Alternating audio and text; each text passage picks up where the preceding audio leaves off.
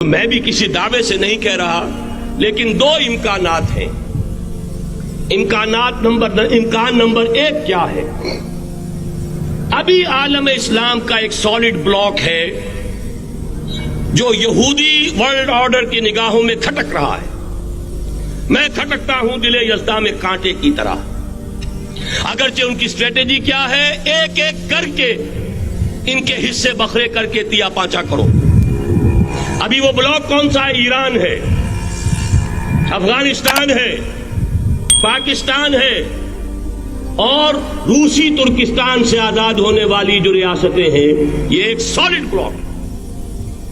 یہ عجمی مسلمان عربی نہیں، عربی گئے، یہ نوٹ کر لیجئے، اس لیے کہ عربوں کو اللہ نے فضیلت دی تھی، محمد ان میں سے تھے صلی اللہ علیہ وسلم، یہ رتبہ بلند ملا جن کو مل گیا۔ لیکن ساتھ ہی اللہ نے دھمکی بھی دے دی تھی سورہ محمد میں، ان تتولوا یستبدل قوما غیرکم، اگر تم پیٹھ دکھا دو گے اس مشن کو جو ہم نے تمہارے حوالے کیا ہے، تمہیں ہٹائیں گے، کسی اور کو لے آئیں گے۔ بہرحال اس وقت جو میں کہہ رہا تھا، ورنہ میرے پاس تو یہ کہ درد دل کہنے کے لیے وقت نہیں ہے، مجھے اپنی بات کو محدود کرنا پڑ رہا ہے، لیکن میں اب آ رہا ہوں اصل موضوع کی طرف کہ ایک امکان تو یہ ہے کہ اس بلاک میں اسلام کا احیاء ہو، اور اس کے لیے کچھ نویدیں بھی موجود ہیں احادیث نبویہ میں۔ وہ تو آپ نے سنا ہوگا اقبال کا شعر، میرے عرب کو آئی ٹھنڈی ہوا جہاں سے، میرا وطن وہی ہے، میرا وطن وہی ہے۔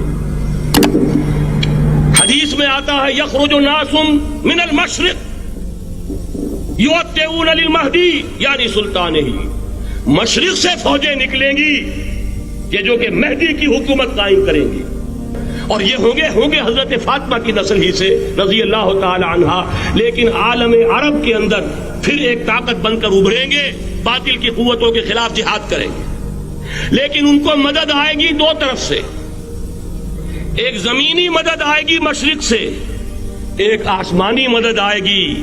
عیسیٰ ابن مریم کا نزول، حضرت مسیح علیہ الصلوۃ والسلام جو زندہ آسمان پر اٹھائے گئے تھے، نازل ہوں گے، اور در حقیقت ان دو مددوں کے نتیجے میں پھر یہود کا قلع قمع ہوگا، اور یہی گریٹر اسرائیل ان کا گریٹر گریو یارڈ بن کر رہے گا، عظیم تر قبرستان بن کر رہے گا۔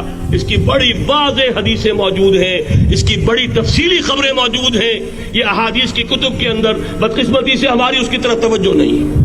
یہ سارا ماضی سامنے رکھیے اور حضور کی دی ہوئی پیشین گوئیوں کا مستقبل سامنے رکھیے، ان دونوں سے ثابت ہوتا ہے اس خطۂ ارضی سے کچھ ہونا ہے۔